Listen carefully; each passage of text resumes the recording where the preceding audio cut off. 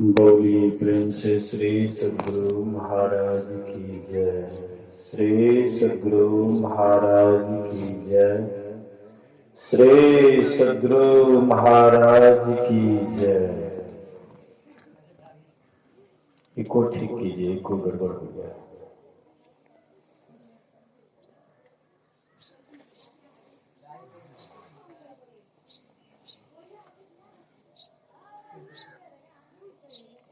श्री सद्गुरु महाराज की जय। और कम कीजिए। श्री सद्गुरु महाराज की जय। ठीक है। अखंड मंडलाकारं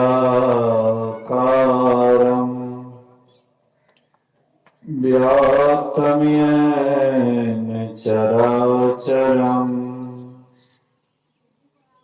तत्पदं दर्शितं येन तस्मै श्री गुरवे नमः। धन्य धन्य सतगुरु सुखदा महिमा कही ना जाए।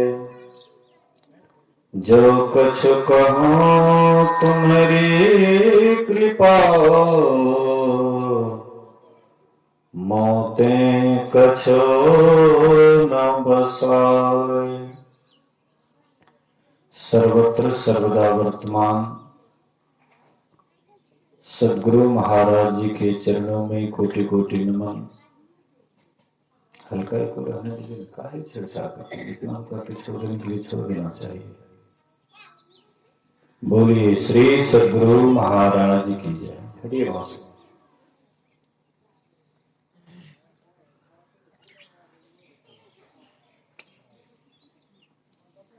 सर्वत्र सर्वदा वर्तमान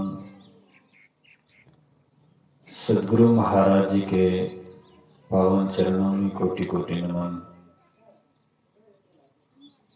उपस्थित गुरुजन, धर्म प्रेमी सत्संगी बंधुओं, पूजनीय माताओं एवं बहनों, 2 दिवसीय संतमत सत्संग का आयोजन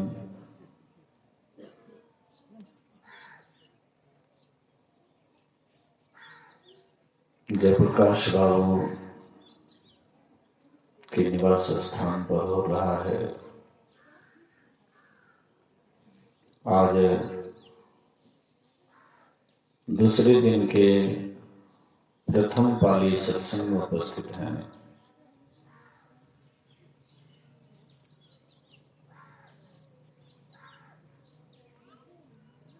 अभी हम लोग सुन रहे थे ज्ञान संकलिनी तंत्र से देहस्था सर्वविद्याश्च देहस्था सर्वदेवताः देहस्था सर्वतीर्थानि गुरुवाक्येन लभ्यते। इस देह में सभी प्रकार के तीर्थ हैं। इसी देह में 33 करोड़ देवता हैं और इसी शरीर में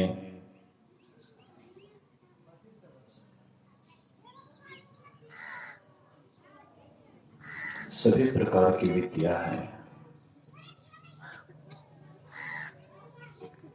विद्यार्थी पढ़ने के लिए स्कूल जाता है, उसको कहीं और जगह से विद्या नहीं दी जाती है, बल्कि उनके ही भीतर वाली विद्या को जगाते हैं। भीतर में पहले से ही विद्या मौजूद रहती है, लेकिन जब शिक्षक का संपर्क होता है, शिक्षक उसको जगा देते हैं, तो फिर वह विद्या जग जाती है। इसलिए कहते इसी देह में सभी प्रकार की विद्या है, जितनी भी भाषा है, खास करके सुनते हैं 14 प्रकार की भाषा है। सब भाषा इसी शरीर के अंदर मौजूद है। जितने भी देवी देवता का नाम सुनते हैं, सब देवी देवता इसी शरीर में निवास करते हैं, इसी शरीर में।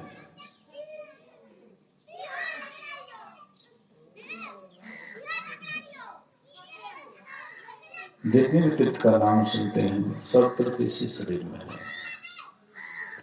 लेकिन ये सब कैसे जाने जाते हैं?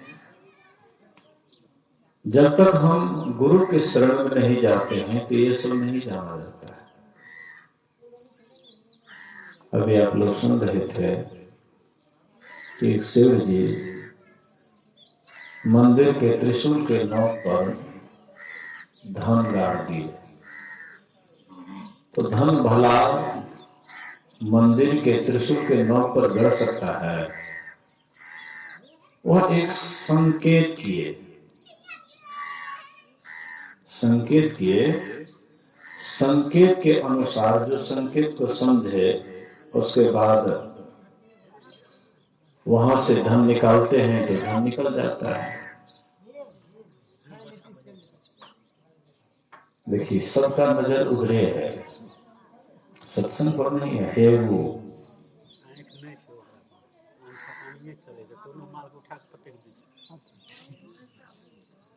आप वहां पर यहाँ पर खड़ा है, वहां पर आदमी लगा हुआ है, काहे के लिए परेशान हो रहे हैं?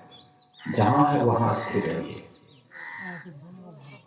बोलिए श्री सद्गुरु महाराज की जय। जो भी इनका ये दशा किया होगा,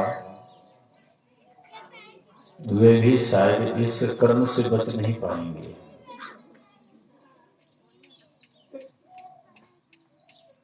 ये दूसरे की भलाई के लिए है।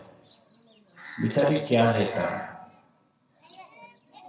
जितना होता था खाता था, लेकिन दोनों आंख से अंधे कर दिए गए। कितना दुख हो रहा होगा।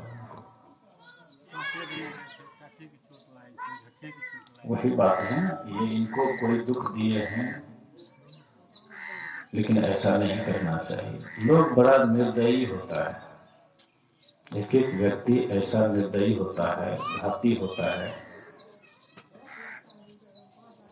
कि कहना क्या है। इसीलिए थोड़ा सोचना चाहिए। जैसे हमारा दुख है, वैसे दूसरे का भी दुख है। अगर कोई मनुष्य को आंख से अंधे कर दिए जाए तो उसका क्या हाल होगा, विचार सकते हैं। इसलिए थोड़ा सा इस पर ध्यान देना चाहिए। और कोई भी जीव है, उस पर दया रखना चाहिए। दया धर्म के देवी को बकरा गले चढ़ाए, पाप करे आदमी सजा जानवर पाए। इसलिए ये सब कर्म से बचिए। चलिए, मैं आप लोगों के बीच कह रहा था, इसी शरीर में सभी प्रकार की विद्या, देवता और तीर्थ निवास करते हैं। लेकिन इसकी जानकारी तब होती है जब गुरु के निकट जाते हैं, उनसे युक्ति जानते हैं, साधना करते हैं, तब होता है। जैसे कोई धन के लिए साधन करते हैं, परिश्रम करते हैं। धन के लिए साधन मतलब परिश्रम करते हैं, बुद्धि लगाते हैं तो धन कमाते हैं। इसी तरह से हमारे शरीर के अंदर में भी अनमोल धन है। इसके लिए भी जब तक हम मेहनत नहीं करेंगे, इसके लिए परिश्रम नहीं करेंगे, तो ये धन कैसे प्राप्त होगा? बाहर के धन के लिए हम शरीर से मेहनत करते हैं, परिश्रम करते हैं, दौड़ते हैं, तब बाहर का धन मिलता है। लेकिन अंदर के धन के लिए कहीं दौड़ने की जरूरत नहीं है, कहीं भागने की जरूरत नहीं है। जो जितना स्थिर हो जाता है, वह उतना ही अपने अंदर में धन को प्राप्त करता है।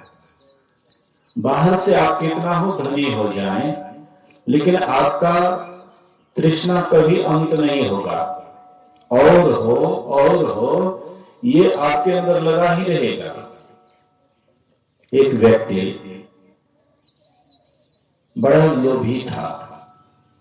तो वह व्यक्ति सोचा कि यहां से जमीन बेच करके फलाने जगह जाऊंगा तो वहां पर बड़ा सस्ता जमीन मिलता है, तो यहाँ की जमीन को बेच लिए, दूसरे गांव में जाकर के खरीद लिए, 2 बीघा के बदले 4 बीघा हो गया। फिर सोचते हैं, सुनते हैं कि फलाने जगह में उससे भी सस्ता जमीन है, तो फिर यहाँ का भी जमीन बेच लिए, फिर वहां से और दूसरे तीसरे जगह चले गए, वहां पर और ज्यादा धनी हो गया, ज्यादा धन हो गया, ज्यादा जमीन हो गया। होते होते एक जगह सुनते हैं कि एक राजा बड़े दानी है, तो उसके पास गए, राजा से कहते हैं कि हमको धन चाहिए। बोले कि तुम भर दिन में जितना चक्कर लगा लोगे उतना तुम्हारे नाम से हम जमीन लिख देंगे, कोई पैसा कौड़ी नहीं। वो आदमी सोचा, वाह राजा तो बड़े दानी है, तो भर दिन में जितना चक्कर लगा लोगे सब जमीन तुमको रजिस्ट्री कर देंगे। तो वह व्यक्ति पूर्व की तरफ चलता है। हाँ, चलते चलते चलते चलते जैसे जैसे पूर्व जाता था वैसे वैसे और बढ़िया से बढ़िया जमीन और हरा हरा फसल देखने में लगता था। बेचारे चलते गए चलते गए चलते गए, लेकिन जब समय लुक झुक करने लगा, चलते चलते होश नहीं रहा कि हमको लौटना भी है, दिन उगे हुए ही लौटना है। जब तक दिन उगा हुआ रहेगा, दिन उगे हुए में तुम जितना जमीन चक्कर काट करके आ जाओगे उतना जमीन हम रजिस्ट्री कर देंगे। तब उसको ख्याल हुआ कि ओह, राजा तो बोले थे कि दिन भर में लौटना भी है, और दिन अब लुक झुक करने लगा, अब उधर से लौटते हैं, दौड़ते हैं, दौड़ते दौड़ते दौड़ते दौड़ते राजा के पास गए, धड़ाम से गिरते हैं, हार्ट अटैक कर गया, उसी समय उसकी मृत्यु हो गई। तो राजा कहते हैं कि मैंने इसको वचन दिया था कि दिन भर में तुम जितना जमीन चक्कर काट करके आओगे उतना जमीन हम रजिस्ट्री कर देंगे, इसलिए मंत्री कहो क्या फैसला होना चाहिए, इसको कितना जमीन होना चाहिए। बोले कि जमीन कितना होना चाहिए वो तो अपने आप बता रहा है कि जितने में सोया हुआ है उतना जमीन इसको रजिस्ट्री कर दीजिए। एक 1.25 हाथ चौड़ा और 3.5 हाथ लंबा, इतना ही इनके लिए जमीन काफी है, इससे ज्यादा जमीन लेकर के क्या करेंगे। मतलब देखिए, हम आपका भी वही हाल होता है, जीवन भर दौड़ते रहते हैं, इतना कर लें उतना कर लें, दौड़ते दौड़ते अंत में जब बुढ़ापा आ जाता है, शरीर काम नहीं करता है, इंद्रियां काम नहीं करती है, तब कहते हैं भगवान एक भी जमीन आप दे दे, एक भी जगह दे दे। मतलब इतना प्लॉट का प्लॉट खरीदे, अभी आप एक ही बीता जमीन मांग रहे हैं, क्या मतलब। संत महापुरुष कहते सबका यही हाल होता है, हम दौड़ने में, हम चक्कर लगाने में पूरा जीवन गंवा देते हैं। इसलिए संत महापुरुष कहते हैं कि तुम अपने भीतर में धसो, धन का खजाना है, इतना धन है कि कितना ही प्राप्त, कितना ही इसको खर्च करो, लेकिन घटने वाला धन नहीं है। लेकिन भीतर वाला धन को हम नहीं देख पाते हैं, इसलिए बाहर में दौड़ते रहते हैं, दौड़ते दौड़ते सब परेशान हो जाते हैं, समय बीत जाता है। बाहर में मेहनत करना कोई गुनाह नहीं है, पेट के लिए मेहनत करना आवश्यक है, लेकिन बाहर ही मेहनत करते रह जाएं और अपने भीतर में जो खजाना है, परमात्मा रूपी अनमोल धन है, उसके लिए अगर हम थोड़ा सा भी अपने अंदर नहीं धसे तो फिर हमारा ये कंगालीपन कभी दूर होगा, कभी नहीं। इसलिए संत महापुरुष कहते हैं तुम स्वयं ही सुख के खजाने हो, तुम ईश्वर के अंश हो, अविनाशी जीव हो। परमात्मा जैसे अविनाशी है तुम भी अविनाशी हो। कुत्ता जब हड्डी को चबाता है, सूखी हड्डी को चबाता है, तो उस समय में कुत्ता को लगता है और कभी कभी निकाल करके देखता है हड्डी को, तो देखता है कि उससे खून खून लगा हुआ है हड्डी में। तो उसको लगता है कि ये हड्डी से ही खून निकल रहा है, और वह चाव से चबाता है। लेकिन वह मूर्ख को पता नहीं है कि मैं जो सूखी हड्डी चबाता हूं, मेरे ही मुंह भर कट गया है और उसी से खून ये हड्डी में लग गया है। सूखी हड्डी से खून क्या निकलेगा? ऐसे ही संसार में हम जहां कहीं भी दौड़ते हैं, यही सूखी हड्डी के लिए दौड़ते हैं। कुछ मिलता नहीं है, लगता है कि मिलेगा, लगता है कि मिलेगा, बेटा में सुख मिलेगा, बेटी में सुख मिलेगा, पति में सुख मिलेंगे, पत्नी में सुख मिलेंगे, इस तरह से लगता है। लेकिन जीवन भर ऐसे लगते रहता है और कहीं सुख बुझाता नहीं है। अंत में हाथ मल करके यहां से खाली चले जाते हैं। इसलिए महापुरुष कहते हैं कि वह सुख तुम ही उस सुख के खजाने हो, ईश्वर के अंश तुम हो। ईश्वर के अभाव में तुमको बुझाता है दुख। ईश्वर मिल जाए तो सारा सुख तुमको नसीब हो जाएगा। जब तक ईश्वर नहीं मिलेंगे तब तक तुम ऐसे ही दौड़ते रहोगे, लगेगा कि अब मिलेगा, अब मिलेगा। मुकेश अंबानी के पास अभी भारतवर्ष में सबसे विशेष धन है, सबसे बड़े धनी है मुकेश अंबानी। उनकी पत्नी नीता अंबानी, उनको सुनते हैं जलपान में 40 लाख रुपया खर्च होता है, अब भोजन में शायद 80 की 85 लाख रुपया खर्च होता है। अब हम आप विचार करें, जिनके जलपान में 40 लाख खर्च हो, भोजन में 80-85 लाख रुपया खर्च हो, वो कितना सुख सुविधा में रहते होंगे। उस नीता अंबानी को भी बुझाता है कि अब सुख मिलेगा, अब सुख मिलेगा। लेकिन ऐसे ही सुख का सपना देख करके बेचारी अंत में ऐसे ही खाली चली जाएगी, लेकिन सुख वो बुझाएगा नहीं जो सुख की कामना उनके भीतर में है।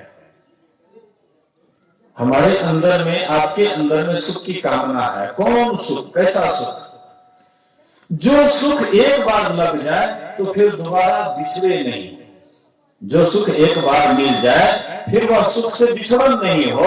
इधर का सुख तो हम लोग देखते करते हैं, जैसे सरसी लौकी, छिन पानी छिन आग, ऐसे सुख दुख जगत के सो जो तू तेरी भाग।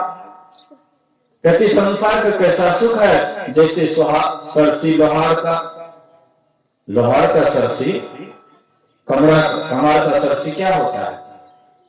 वो सरसी कभी आग में जाता है। कोई सामान को पकड़ने के लिए आग में पकड़ते हैं उसको, या डालने के समय ऐसे डालते हैं आग में, और फिर वह सामान को निकालते हैं, फिर वे पानी में डालते हैं।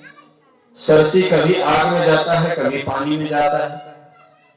आग में जाता है तो दुख लगता है सरसी को, और पानी में जाता है तो सुख लगता है। पानी उसको ठंडा कर देते हैं, आग उसको गर्म कर देते हैं। कहते इसी तरह से संसार का सुख है। भूख लगी, भोजन किए, और फिर भूख का दुख समाप्त हुआ तो फिर भोजन नहीं, फिर भूख नहीं लगेगी। समावेशी भाई क्या लगा, हम कह रही है किसी जगह 6 बजे सत्संग शुरू नहीं करी, ख्याल कहीं और जगह चला गया। बोलिए श्री सदगुरु। देखिए, मेरे कहने का आशय है, भूख लगती है, भोजन करते हैं, लेकिन भोजन करने के बाद जब पेट भर जाता है, फिर 5-6 घंटा के बाद फिर भूख लगती है, के बाद फिर वह लौटेगा। ये लगा ही रहता है। इसी तरह से संसार में कोई भी चीज देखिए, हर एक पीछे जिसके लिए हम दौड़ते हैं, लेकिन अंत में वहां से खाली हाथ आते हैं। 4-5 युवक रास्ते से 4 व्हीलर से जा रहे थे। बोर्ड पर लिखा हुआ था आगे रास्ता बंद है। तो बोर्ड पर लिखा हुआ जो पढ़ता है कि आगे रास्ता बंद है, और देखा कि रोड तो बढ़िया बना हुआ है, ध्यान नहीं दिया, लिखा वैसे लिखा, छोड़ो।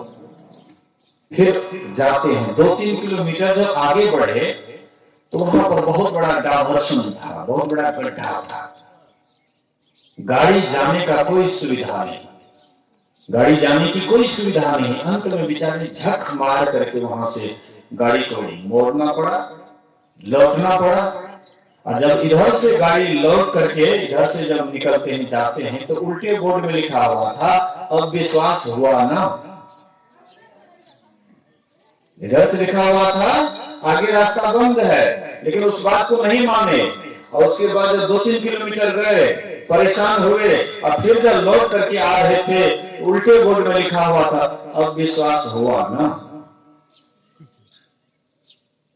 ऐसे ही हम लोग धन के पीछे दौड़ते हैं, दौलत के पीछे दौड़ते हैं, बेटा बेटी के पीछे दौड़ते हैं, मोह ममता में दौड़ते हैं, और दौड़ते दौड़ते जब बुढ़ापा आ जाता है, जब शरीर इंद्रियां काम नहीं करती है, तब होता है अब विश्वास हुआ ना।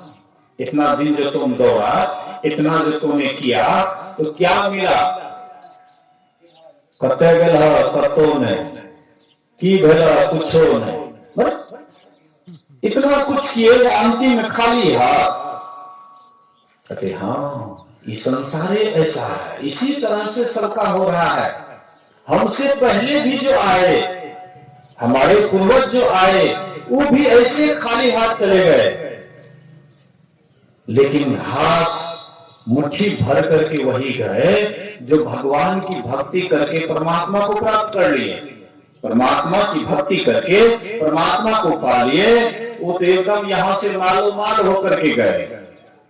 और जो भगवान की भक्ति नहीं करके, परमात्मा की भक्ति नहीं करके संसार में ही अपना सारा जीवन बिता दिए, उसका व्यर्थ समय चला गया। परमात्मा हमें मनुष्य का शरीर दिए किस लिए?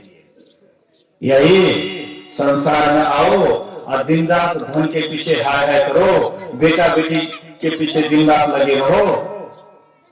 अरे ये बेटा बेटी तो हम लोग कुत्ता बिल्ली सांप सुंदर में भी गए और वहां पर भी पाए। बेटा बेटी सांप सुंदर को नहीं है, जानवर को नहीं है। देखिए 84 में जितने भी जीव जंतु है सबको है बेटा बेटी, हैं सबके पास में है। और वही बेटा बेटी, वही धन दौलत, वही रुपया पैसा जमीन जायदाद के लिए एकदम दम लगाते हैं। फुटल मनुष्यवा के भाग आ गुरुगम नाही लहे। ये मनुष्य का भाग फूट गया है इसलिए कि गुरुगम नहीं लेता है। गुरु जो कहता है इस बात पर वे ध्यान नहीं देते हैं।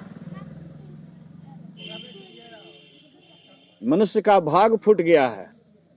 मानव शरीर परमात्मा इनको इसीलिए दिए, चांस दिए, इसको मौका दिए कि इस मौका का तुम लाभ ले लो, मेरा भजन करके तू मेरे पास आ जा, इसलिए मैं तुझे मनुष्य का शरीर दिया।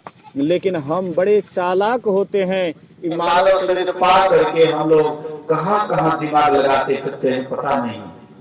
हाँ, ये वो संतोष लेकर के बैठ जाते हैं कि अखनी तो हम जवान छिए, अखनी हम जवान छिए, अखनी हमरा इस संसार में खूब बढ़िया से धन दौलत बेटा बेटी इन्हें उन्हें सब कुछ कराया। अब बुढ़ारी में तो भगवान की भक्ति कर रहे हैं, बहुत चालाक बनते हैं, लेकिन अंत में ये चालाकी काम नहीं आता है। होता क्या है, अंतिम समय में आपको परमात्मा का याद नहीं आता है। बेटा बेटी जिसके पीछे आप दिन रात दिमाग लगाए, अंतिम समय में वही आप याद आता है, और उसी की याद में आप शरीर छोड़ते हैं, जिसका नतीजा होता है कि आप फिर 84 में ही भटक जाते हैं। 84 से आपको 85वां मनुष्य शरीर आपको मिला।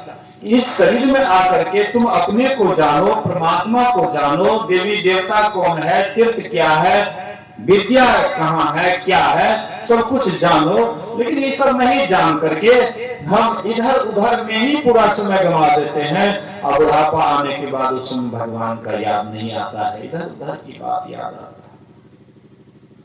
हे फलना, हे चिलना। कोई मरने लगता है तो कहते हे हमरा एक बार बेटी से भेंट करा दा, बेटी के बुला दे, एक बार बेटी के मुंह देख लो, हमरा सपाद ले देते। बेटी का मुंह देख लीजिएगा तो क्या होगा, बेटी की याद में शरीर छूटेगा तो कहीं आपको शुगर वाला शरीर, आपको शुगर वाला शरीर में देखते हैं कितना बढ़िया भोजन मिलता है शुगर के लिए। शुगर वाला शरीर आपके लिए तैयार है। बेटा को बुलाइएगा मरते समय, बेटी को बुलाइएगा मरते समय में, क्या उस समय में ख्याल लेगा। संत महात्मा कहते हैं चेतो चेतो करो भजन मन लाइए, शाही भेद सतगुरु से पाए। कहते हैं चेत जाओ, चेतो परमात्मा मन लगाओ। मन तुम्हारा जहां लगने का वहां लगता नहीं है, और जिधर नहीं लगने का उधर दिन रात मन लगता है। चिंतन जिसका करना चाहिए उसका चिंतन नहीं होता है, और जिसका चिंतन नहीं करना चाहिए उसी का हम खूब चिंतन करते हैं।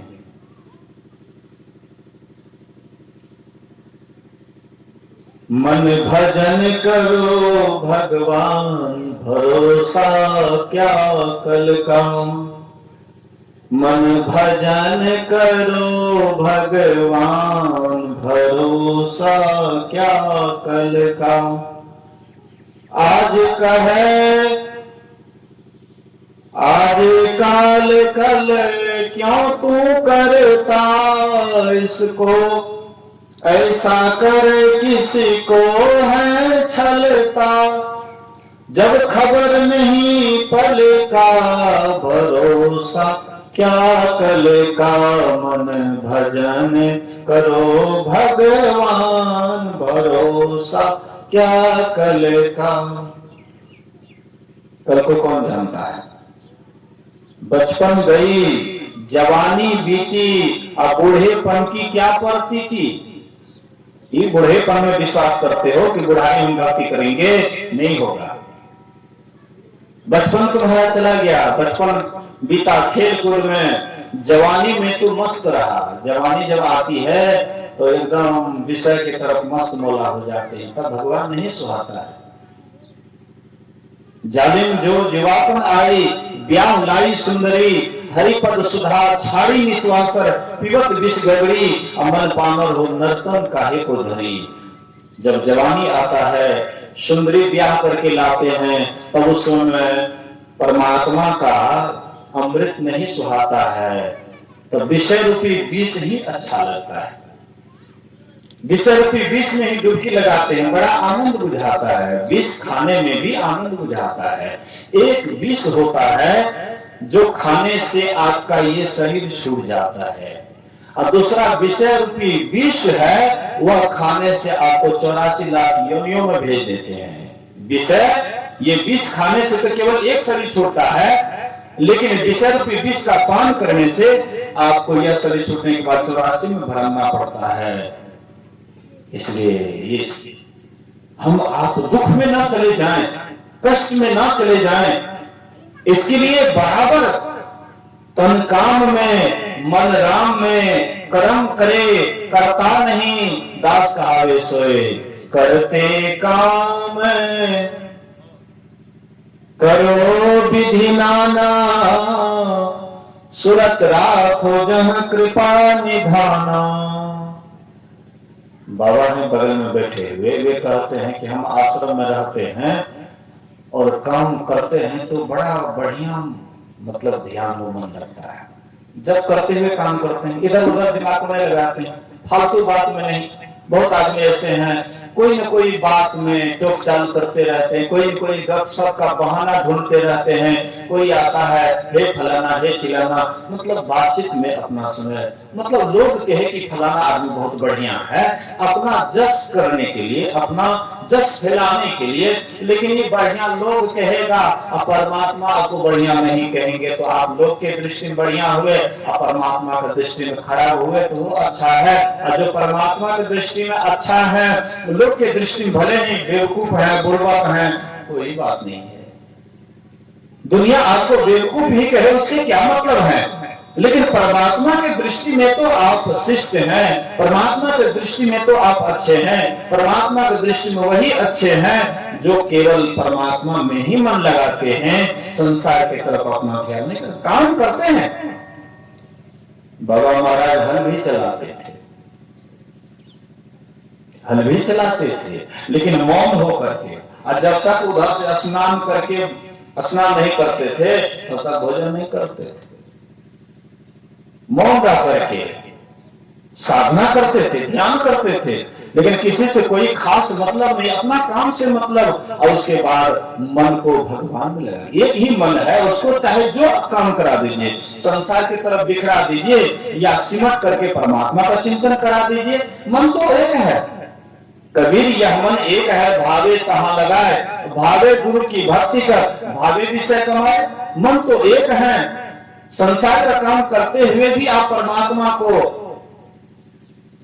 याद कर सकते हैं, और संसार का काम करते हुए भी संसार में ही आपका मन पसरा हुआ रहे, यह भी होता है। अक्सर यही होता है कि हम संसार का काम करते हैं तो मन को पसार करके करते हैं, संसार में ही फैला करके करते हैं, लेकिन ये नहीं है कि हम संसार का भी काम करें और भीतर से परमात्मा का भी नाम लें। और जो परमात्मा का नाम लेंगे उसको गपशप करने में बढ़िया नहीं लगता है, व्यर्थ की बात करने में उसको अच्छा नहीं लगता है, उसको लगता है कि हम व्यर्थ की जितना बात करेंगे उससे बढ़िया है कि हम सुमिरन ध्यान में ही अपना समय बितावें। एक बाबा गंगापुर तरफ के थे, अभी भी हैं, कुछ रामावतार वाला। तो वे एक बार कुप्पा घाट आश्रम, गुरु महाराज जी उस समय में थे ही, जा रहे थे कुप्पा घाट आश्रम में गुरु महाराज का दर्शन करने के लिए। तो गुरु महाराज का दर्शन करने के लिए जाएंगे और गुरु महाराज जब आशीर्वाद कहेंगे मांगने के लिए तो क्या मांगना चाहिए, तो उनके मन में होता था कि डॉक्टरी मांग लेंगे, बीए तक पढ़ाई किए हुए थे तो डॉक्टर बना मांग लेंगे विद्या। फिर मन में होता है डॉक्टरी करके क्या होगा, इससे बढ़िया साधु बन जाएंगे, ब्रह्मचारी बन जाएंगे, तो दिन रात भगवान की भक्ति में अपना लग्न रहेंगे, ध्यान भजन करेंगे, यही मांग लेंगे। और फिर लेकिन जॉब करते हुए जाएंगे तब न गुरु महाराज मेरे ऊपर खुश होंगे, प्रसन्न होंगे।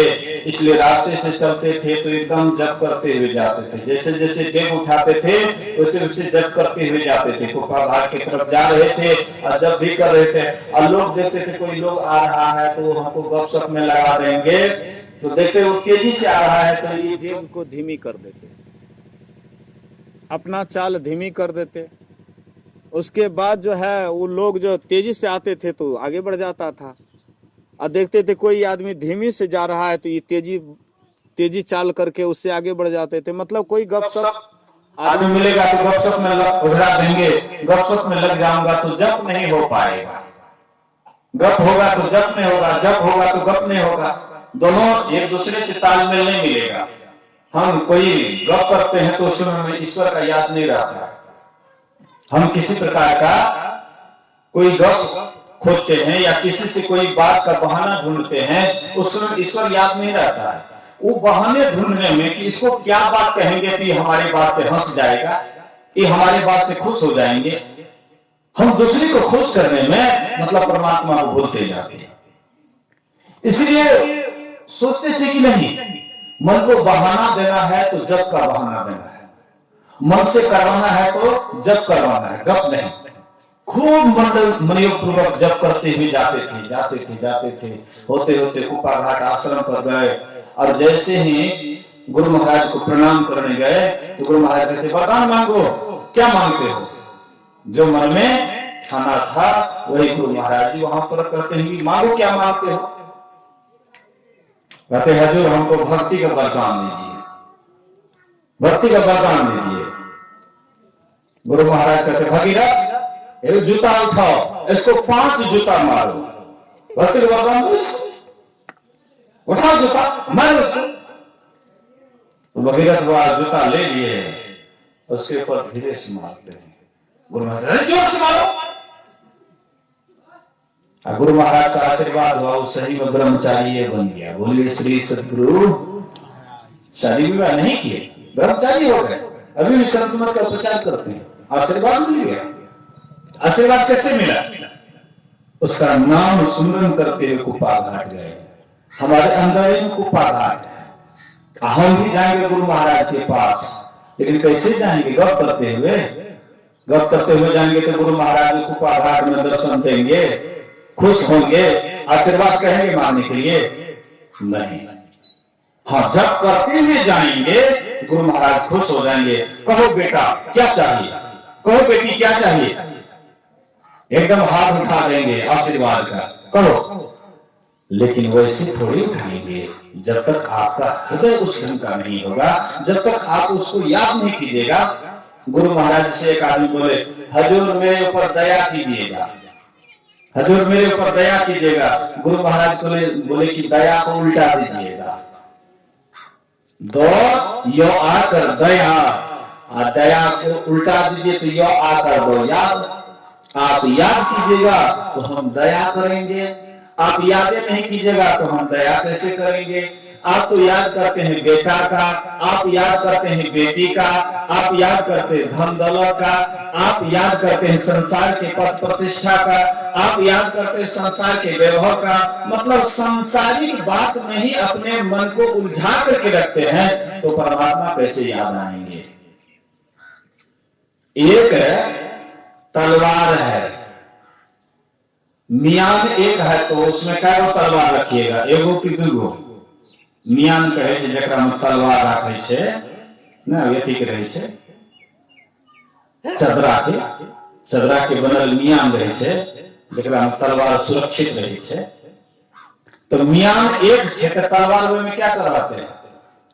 दूटा के तीनटा के चारटा एकेटा। तो बड़ा बुधिया छै। बोलिए श्री सदगुरु महाराज की। देखिए उधर से छोटा बच्चा समझ रहा है, वो कहते एक गो। मतलब म्यान एक है तो तलवार भी एक ही रहेगा। मन एक है तो उसमें या तो परमात्मा को बसा लीजिए या संसार को बसा लीजिए, बेटा बेटी को बसा लीजिए या परमात्मा को बसा लीजिए। बेटा बेटी को बसाइएगा, उसकी याद में शरीर छूटेगा तो सुगर सुगरी बनिएगा। पुरुष है तो सुगर, स्त्री है तो सुगरी। पति को बसाइएगा, अगर शरीर छूटेगा तो कुतिया बनिएगा। अगर कोई पुरुष पत्नी की याद में शरीर छोड़ेंगे तो वह कुत्ता बनेंगे। कोई धन की याद में अगर शरीर छोड़ते हैं, अगर धन की याद में शरीर छोड़ते हैं तो वह सांप बनता है। और कोई अगर घर की याद में शरीर छोड़ते हैं तो वह चूहा बनेगा। देखते हैं ना, घरे में 2-3 मंजिला वो एकदम गिल बना लेता है, एकदम लाला करके रखता है। जोगानंद बाबा कहते हैं कि आपके घर में जो चूहा है, मूसा है, वो कहीं और जगह का थोड़े है, आप ही का दादा पदादा लकड़ दादा है। उसका याद रहा घर पर, इसलिए घर की याद में शरीर छोड़ा तो वही चूहा बना।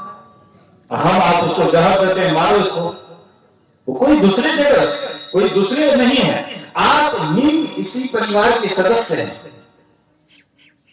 इसीलिए महापुरुष कहते हैं याद आपका बरकरार मरते समय में आपका याद कहीं और जगह नहीं जाए, परमात्मा में लगे रहे। लेकिन कैसे लगे रहेंगे? अभी से आदत बने रहेगा तब ना। अभ्यास जवानी का ही आदत बुढ़ापा में काम आता है। जो जवानी में भर जवानी चोरी करेंगे तो बुढ़ापे में उसको याद नहीं करेगा चोरी का। कोई जवानी में खूब संसार के वैभव के तरफ दिन रात लगे रहेंगे, वही उसको याद आएगा। अंतिम समय में आपको ईश्वर का याद आए, इसलिए पहले से ही सतर्क रहना पड़ता है, सावधान रहना पड़ता है। लेकिन असावधानी रहते हैं, इधर उधर दिमाग लगाते हैं, इसका परिणाम उल्टा हो जाता है। जैसा सोचते हैं उसका उल्टा हो जाता है। इसलिए संत महापुरुष कहते हैं संसार का काम कीजिए। कोई आपको मना नहीं करते हैं। लोग सोचते हैं कि हम सत्संगी हो जाएंगे, सत्संग करेंगे, ध्यान करेंगे तो निकम्मा हो जाएंगे। अरे निकम्मा थोड़े होते हैं, साधु महात्मा निकम्मा होते हैं। आपको कैसे बुझाता है? निकम्मा नहीं होते हैं, वे भी परिश्रम करते हैं। आप कहीं से लाते हैं, उसको फिर पहुंचाते हैं, भोजन देते हैं, आपको सुधार के लिए कुछ वचन कहते हैं, अच्छी अच्छी बात सुनाते हैं, आपको सही मार्ग दिखाते हैं, तो ये निकम्मा किसे है? हम आप काम करते हैं तो जो भी काम करते हैं सबका हर एक तरह का काम है। साधु का काम अलग है, गृहस्थ का काम अलग है, बैरागी का काम अलग है, सबका अलग अलग काम है। लेकिन जो जिस काम में लगे हुए हैं वह काम करते हुए अगर परमात्मा को नहीं भूलते हैं तो उस काम में वे आगे बढ़ जाते हैं, उसको उसी में परमात्मा का दर्शन होता है। कोई गृहस्थ है लेकिन संसार का काम करते हुए परमात्मा को नहीं भूलते हैं तो गृहस्थी करते हुए भी वे परमात्मा के दिन प्राप्त कर लेते हैं। ऐसे बहुत उदाहरण है। बुल्ला साहब के हरवाही करते थे, हरवाही करते थे तो वे सुमिरन कभी नहीं छोड़ते थे, परमात्मा का ध्यान कभी नहीं छूटता था। हलवाही लगान पकड़ते थे, लागन पकड़ते थे, एकदम सुमिरन करते करते एकदम हर जोते थे, सुमिरन छूटता नहीं था। अंत में सुमिरन करते करते जब उसको रहा नहीं जाता था, मन हो जाता था ओ ध्यान करे, अब हमसे लागन नहीं संभलेगा, छोड़ देते थे। मन पूरा हो जाता था कि हमको ध्यान करना है, लगन लग जाता था, ध्यान पर बैठ जाते थे। आड़ के पास आड़ पर बैठ जाते थे ध्यान करने के लिए। धीरे धीरे लोग खबर करते थे गुलाब साहब को कि कौन नौकर को रखे हुए हैं, ये हर क्या जुटेगा, ये तो हर छोड़ करके लागन छोड़ करके ये तो आड़ पर बैठ जाता है, ये आंख बंद कर लेता हो, क्या करता है पता नहीं, कौन कैसे कैसे हलवा को रखते हो, कहीं बैल को फाल लग जाएगा। और उधर काम हो रहा है, बोलिए श्री सदगुरु महाराज की जय। हम आप सोचते हैं कि हम ही करते हैं इसलिए होता है, अरे हम आप नहीं भी करेंगे तो पर भी सब काम हो रहा है। परमात्मा करने कराने वाले हैं, लेकिन हम लोग अहंकार वश हो जाते हैं कि हम ही करते हैं। उसका काम चल रहा था, बैल चल रहे हैं, खेत जुताई हो रहा है। एक दिन गुलाब साहब को लोग बोले कि अरे भाई तुम हमारी बात पर यकीन नहीं करते, जाकर के देखो अभी आंख बंद करके बैठा हुआ है आर पर। जाकर के देखते हैं आर पर बैठा हुआ है, चाबुक था घोड़ा वाला, घोड़ा से आए थे, चाबुक था, मारे चाबुक, वो आंख बंद किए हुए थे, ध्यान में लगलीन थे। जैसे चाबुक मारे तो नीचे देखते हैं दही का मटका, दही बिखरा हुआ। आश्चर्यचकित हो गए, बोले कि तुम्हारे हाथ में तो कुछ नहीं था ये दही? बोले कि हाँ, गुरु महाराज हमारे भीतर में गुरु महाराज आए हुए थे और हम गुरु महाराज को सब चीज दे दिए थे, अंतिम दर्शनियां दे रहे थे, लेकिन तूने मेरे ध्यान को भंग कर दिया। जैसे दही का मटका उठाए कि हम गुरु महाराज को देंगे, वैसे तूने मेरे ऊपर चाबुक चलाया, ध्यान को तोड़ा, देख लो दही। तुम्हें भीतर में गुरु महाराज की सेवा कर रहा था। देखिए हल चलाते हुए भी पढ़े लिखे नहीं थे, अनपढ़ थे, लेकिन अंदर से गुरु के तरफ लगाव था, गुरु के प्रति प्रेम था, और भीतर में गुरु महाराज की पूजा करते थे। अब वो साक्षात बाहर में दिखाई पड़ गए। यहाँ कोरियापट्टी में तपसी बाबा का स्थान है। तपसी बाबा वो भी एक राजपूत का हलवाही करते थे, गरीब मुसहर जाति के मुसहर, और राजपूत की नौकरी करते थे, हलवाही करते थे। एक दिन मालिक आया जलखे लेकर के, रे फलाना, राजपूत लोगों का तो भाषा कुछ अल्टर होता है, इधर के लोगों को कुछ नहीं समझता है, कोई सम्मान नहीं करता है। रे फलाना ले भोजन क्या दे? मालिक स्नान आज नहीं करेंगे, भोर में स्नान नहीं करेंगे, आम दिन स्नान क्या किया हो रही है, मतलब नहीं कह सकलिए, मालिक जब तक स्नान नहीं करवे ना तब तक भोजन नहीं करवे। बड़का बाबा जी भाग गया, स्नान करो, भोजन लिखो दे। मालिक जबरदस्ती जो करने लगे तो बस वहीं पर सीताराम सीताराम सीताराम सीताराम सीताराम सीताराम रटने लगे। आधे से पानी उठने लगा, उसी से अपने देह पर छिपने लगे, स्नान करने लगे। और ये श्री सदगुरु महाराज देखिए, तो मतलब उसका ध्यान कहाँ लगा हुआ था? परमात्मा लगा हुआ था। करते थे हलवाही, करते थे संसार का काम, लेकिन उसका मन संसार में नहीं फैला हुआ था, उसका मन परमात्मा में जुड़ा हुआ था, परमात्मा में लगा हुआ था। इसलिए करके करते काम करो विधि नाना सुरत राखो जह कृपा निधाना। हाथ से काम करो संसार का, लेकिन मन से सदा परमात्मा का नाम जपो। और जो भी जपे वही एक दिन महान हुए, और जो नहीं सुमरन ध्यान किए वो फिर 84 से आए और फिर 84 में भटक गए, चले गए, फिर नाना प्रकार के दुखों को झेलते रहे। इसलिए महापुरुष कहते हैं, संत महापुरुष कहते हैं कि सुमरन ध्यान करो। ये मनुष्य का शरीर इसलिए मिला है। साधो सुमिरन भजन करो, मन मह दुविधा आनहु नाही, मन मह दुविधा आनहु नाही, सहज ही ध्यान धरो, साधो सुमिरन भजन करो। धीरज धरे संशय नहीं राखो, नाम भरोसे रहो। जग जीवन सत्य गुरु को भेटो, भव जल पार तरो, साधो सुमिरन भजन करो। कहते हैं सुमिरन ध्यान कीजिए, ये आपका संगी साथी है। सब कुछ छूट जाएगा लेकिन ये चीज आपका साथ रहेंगे। इन्हीं बात को सुनना है, समझना है, अपने जीवन में उतारना है।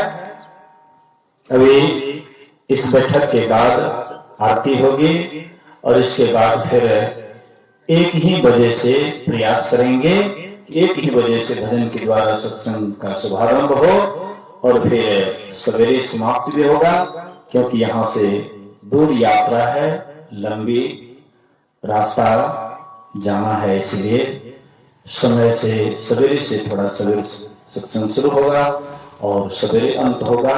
आप लोग सब कोई सवेरे सवेरे आने का कोशिश करेंगे। बोलिए श्री सद्गुरु महाराज की जय। आरती संग सत